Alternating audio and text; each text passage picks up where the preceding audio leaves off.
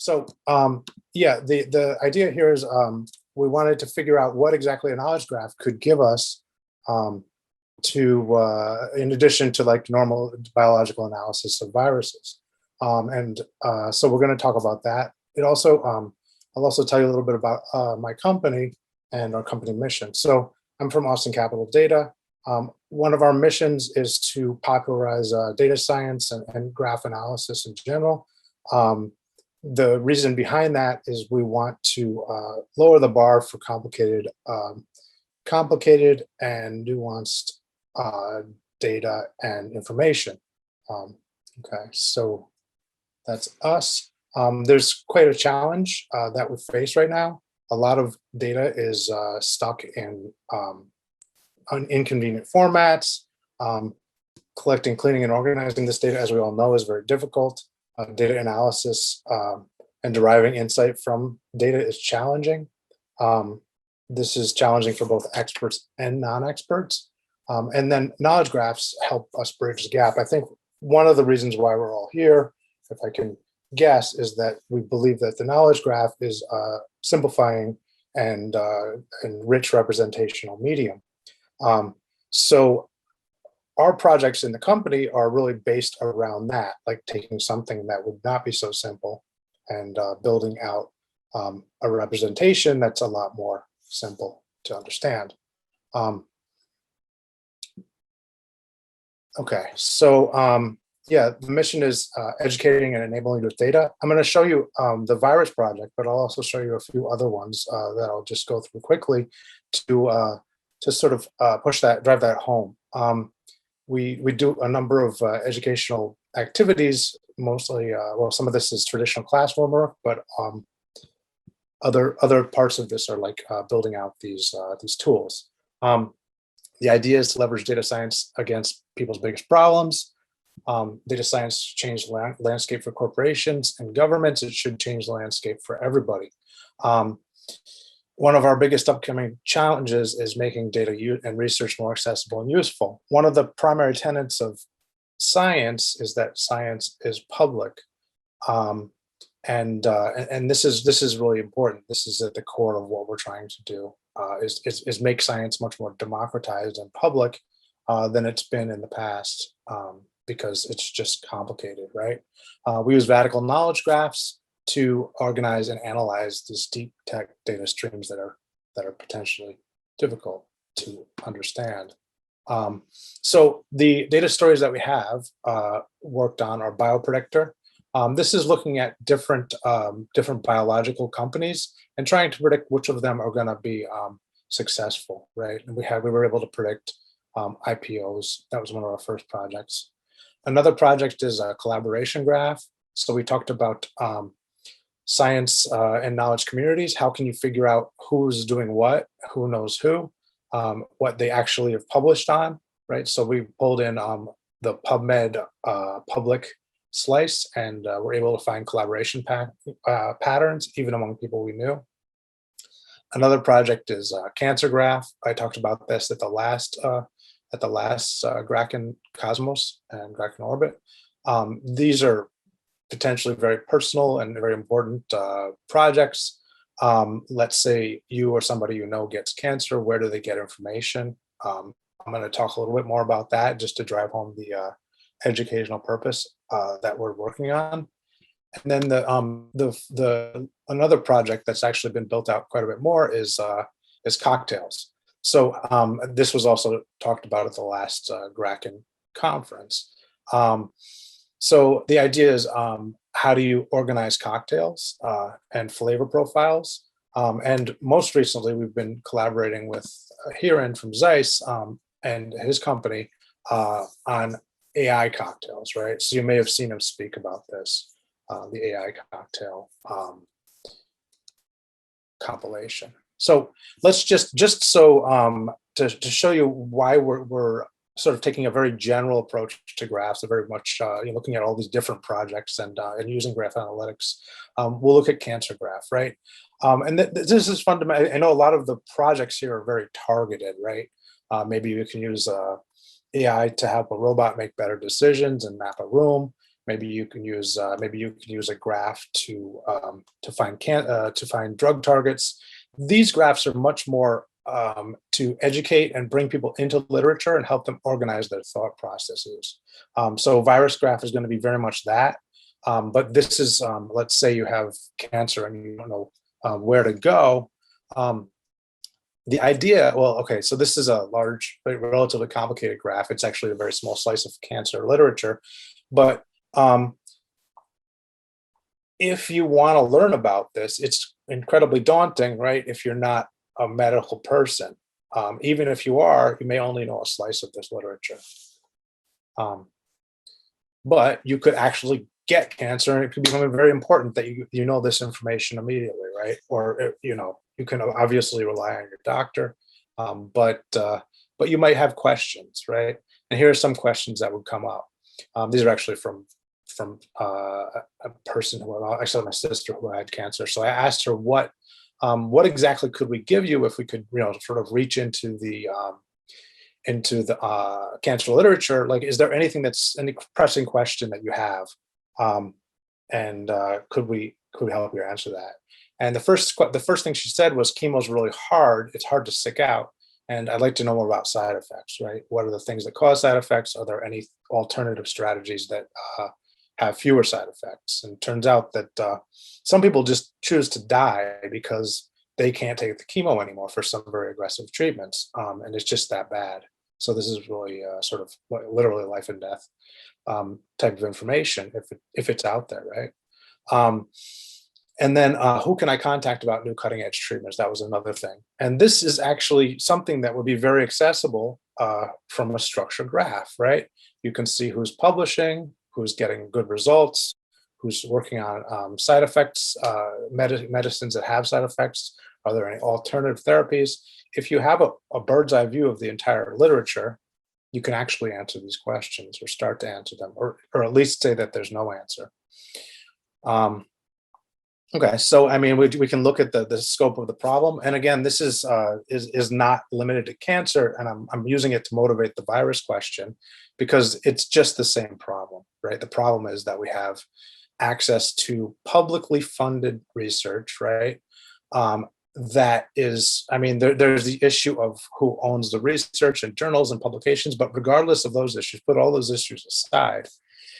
You might be told to read the literature, right? Oh, you want to know an answer? Read the literature. Well, if she went in and tried to read the 105,000 references, I'm going to bet she'd probably get past one or two, and that would be that, right? It's just a very daunting problem. So what we did was we built out a very simple schema that could be targeted towards relevant articles: PubMed article, chemical, journal, mesh term, author, and keyword, right? So the keywords, and this can, abstract text, title, PubMed ID. These are things we use for information about, what were relevant articles. Obviously, this can be quite a bit more complicated, but it doesn't have to be for the purpose that we used it for.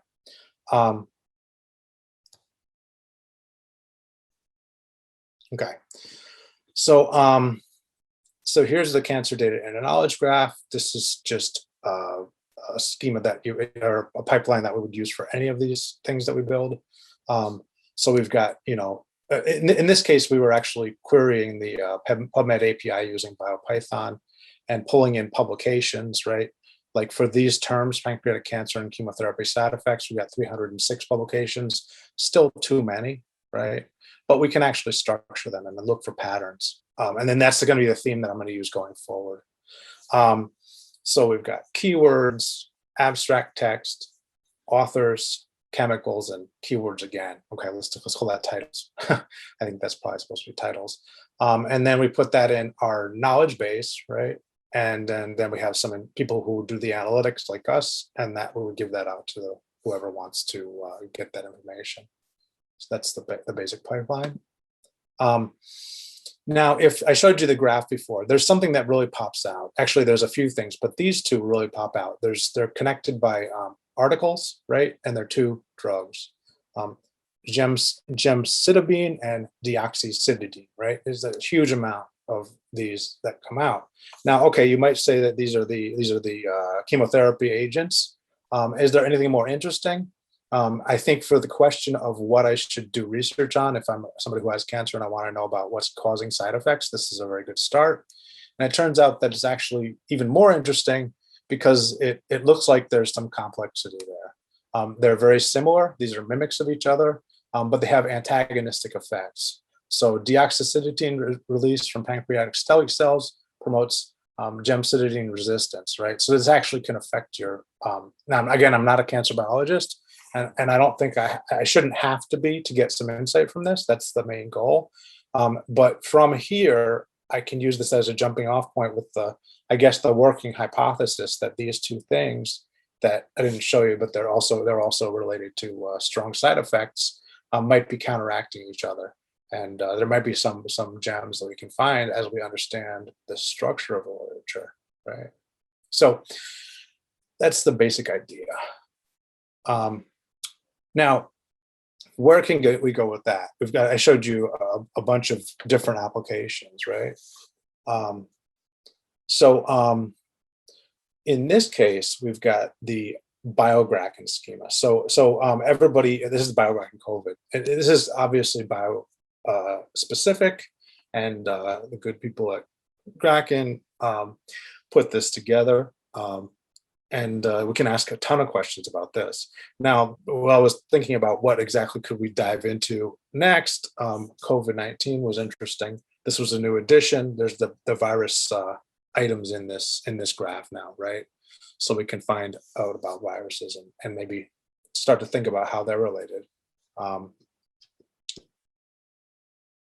Okay, so if we graph these 50, it turns out there's 15 related viruses, COVID-related viruses in the graph. We can make this plot, and this is 15 viruses plus all the proteins, the 133 proteins that they interact with, right? But what I want you to just take a look at is not only do we have viruses here, like right over here, these are the two closely related COVID viruses, and then over here they sort of sit along the spine because they're highly connected to the proteins. But we've got a few things, right? We've got like a virus that's connected to a number of proteins that are sort of its own proteins. They're kind of private, right? But this virus is also connected to other proteins that are not as private. And I'll bring that concept up again about private proteins versus not private proteins. And I'm just using that from the structure of the graph. I'm not a virologist, right? But I don't think I should have to be. And that's the point, right? We all own this data. It's all public literature. If or it's been, in this case, it was this curation was donated, but we should all benefit from it, right? So, yeah. All right. So let's just talk about the data for just a second. The virus graph data leverages Biographing COVID. It's an annotated data set of coronaviruses and their potential drug targets put together by Oxford Pharmagenesis based on literature review. So this was donated to the Biographing project from Oxford Pharmagenesis so that they could build up Biographing COVID. And thank you for that. And I'm just going to go through and basically see what we can do. Can we get something digestible? Can we get something actionable? What's a step forward? Okay. So COVID relates 19 virus names. So there's actually 19 virus names in there. Some of them are overlapping, 15 distinct gene bank IDs, and 130 virus interacting proteins, right? So those are the specs of that. And this is all right off the Biographing page. And you can see where it is if you want to go there, GitHub, Vatical Biographing. Okay. Let's see. So maybe we do a basic analysis, right?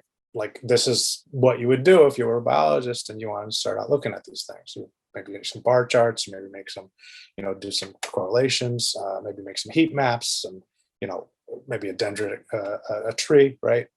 So let's just do that. Let's just do a little bit of that work and see what we get.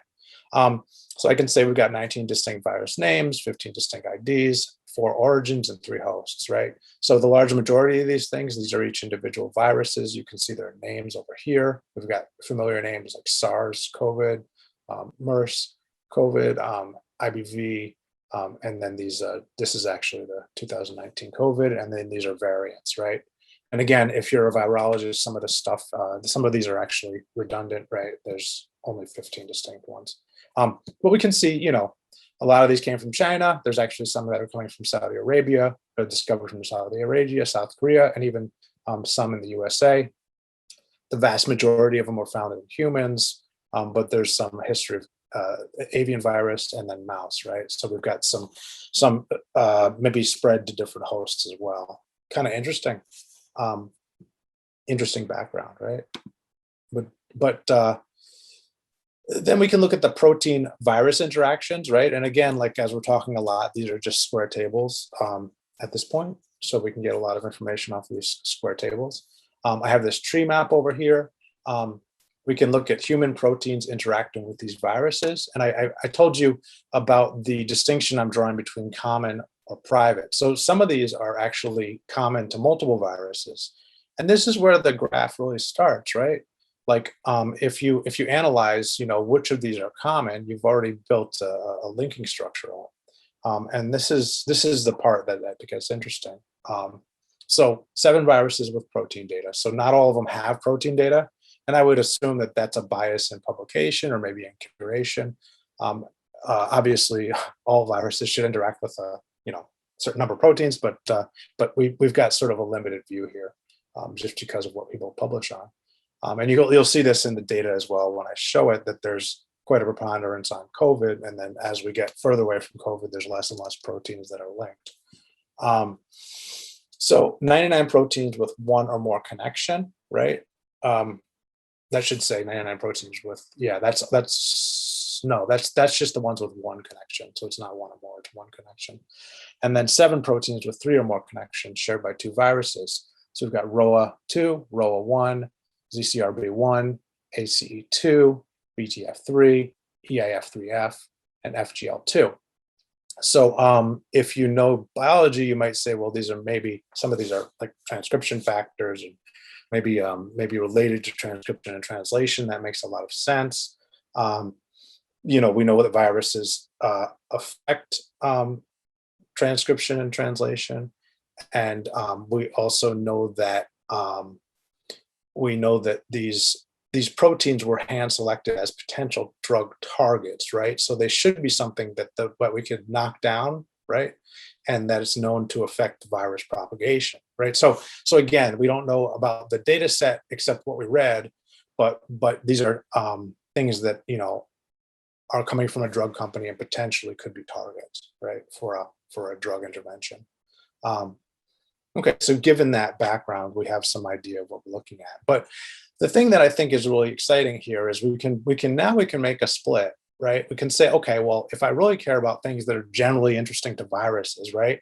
I don't really know if these are things that are attacking the viruses or things that are enabling the virus. Although, if they're drug targets, most likely, if I knock them down, I'm going to knock down viral production. So we might even say that these are things that the virus is using. But these are all just guesses. And again, I'm going to say this is a very different approach from like a normal scientific approach where we don't talk unless we know. Absolutely. This is much more like, what can I get out of this? Do I believe it? Can I falsify it? Right? This is much different. What I'm proposing here. This type of exploration. Okay, so now the next step a biologist would they probably do a go term analysis, and these things are pretty general, right? You get back to this things like this is the go term analysis for the proteins that came out. 54% of these proteins are involved in cellular nitrogen compound metabolic process. 50% are biosynthetic processes. I think those are, biosynthetic is pretty general, right? Everything has biosynthetic processes. 50% of these are involved in transport. 47% are involved in signal transduction. Now, I brought this up to somebody who was very much a go term expert, very much an aficionado. So, well, you got to cut at the different levels, right? There's tiers and there's slim builds, and you got to rebuild it. You got to you have to really know how to work the gene ontology to get real information out. Now, I've seen a lot of people present this and say, okay, I can't get any information out. Let's go to the bench, right? either one of those things is not useful to us because now we'll go back to this point about public in general, right? The first thing is you really got to know how to work this very complicated tree to get any information out at all. Just proves what I'm saying, right? This is not the approach for a person who's not an expert. And then the second thing is you will just go to the bench and figure this out. Again, this is not generally a good educational exercise, right? Nobody's going to do that. I'm sort of harping on this point, but I want to make this abundantly clear that the way things are usually done is just not good for public science, right? It's just not. It's not public information. It takes expertise, and this is what we're trying to get by. Okay. Get past. Okay, so let's think about what we did here. And I'm going to look at my time just so I don't ramble too much. I could do that. So the first thing we might do is we might go to Vatical and look at the virus, right? So we might say virus 1 is a virus, protein is a protein, and we will have a protein virus association that's built in. Virus 2 is a virus, protein virus association, right? So we've strung together this connection, right? This graph, which is using a protein as an intermediate. And here's the goal, right? This is what I'm trying to get at. We've got this one over here, SARS-CoV-2, right? That's our COVID. We've got a ton of information about this. And I would say this is probably just interest bias, right? People are really looking at this. But then the relatives have some things that we might actually say are general, right? These are general pieces, general parts that we're interested in. Let's see. So we've got FGL2 and ACE3, and then this one over here. But these two might be interesting because 3 viruses, they're at the crux of that thing. That we can look at them more closely. I'm not going to spend time doing that. But this is the general idea. So we expand our insight with a graph, right? Virus, protein, virus, or virus, protein, virus, right? So these are the private ones, and these are the ones that are shared. We can actually build this up in a notebook, which is where I would go next. Basically, I'm making sure I have this gene bank ID. I maybe pull in the functional description as well, and build up a graph, right? And in this case, I had to dedupe it because I was getting both directions for the same relationships. So this is my deduping code. Now, once I build the graph, right, I can start to visualize it, and I can see where it sits on the graph of all things. So this over here is all the different proteins, like everything in the graph is a protein or a virus, right? And I can go ahead and I can highlight SARS, right? And you can see all the different proteins that it connects, because viruses only connect direct to proteins. So we've got these bundled links, and you can see it's quite extensive. That sort of looks like what we saw in the Graken visualization. We can look at the SARS-CoV GZO2. Now, if you look at these are actually very similar, but look up over here, it's actually sort of falling off, right? So we can see the relatedness of this data is changing. Then we have MERS-CoV, right? So we've got this one over here. This is MERS-CoV 2014. You can see that the network looks different. And these are obviously different viruses. They should be utilizing different parts, right? MHV is actually quite extensive as well. IBV is utilizing some different pathways. And then HCOV 229, right, is utilizing quite a bit less of this network. And then HCOV NL63, maybe this is divergence. I don't know, another speculation, right? And this is exactly what I'm trying to stimulate, is interested speculation that can be proven or disproven with experience. Okay, so let's just dig in. I've got, 5 minutes left, and I want to just, what do we do, right? So these are the things that these viruses use a lot. There's actually 7 of them, but I have 3 of them over here. What I'm going to do is highlight the top one. That's zinc finger CCH type an RNA binding motif containing protein. That sounds pretty promising. Can I find something like it that's known? Okay, it turns out that there's studies on ZC3H11A. That's a CCH type zinc finger protein, right? And there's a proposed mechanism, and there's actually experimental data that shows that when you knock out this protein, viral particles don't proliferate. So here's the virus appears to be using this piece in this case, right, it's a different virus, it's a different protein, but this is a general mechanism. And you can see there's actually a review on these proteins in adenovirus infections. Interesting. So this is what I want. I want somebody to say, that's an interesting piece. I've never heard of a zinc finger protein. Now I know about it. Okay. So my main point here, another point here that I just want to push through on is biological viruses are not the only viral threat to humans, right? What else is a viral threat to humans? Well, it turns out that there's cyber viruses. And I would argue that cyber viruses are focused on cyber threat intelligence. They analyze viruses as threats and not biological entities, right? And there's an ontology called STIX2. It has 18 different objects that are used to classify cyber virus threats. Now, the most interesting ones for what I just talked about are tool, legitimate software that can be used by threat actors to perform attacks. I would say the zinc finger in this case is a tool, right? That's a tool the virus is using. That's a piece of the hardware of the cell that it's using to proliferate. And then vulnerability, a mistake in software that can be directly used by a hacker to gain access to system network.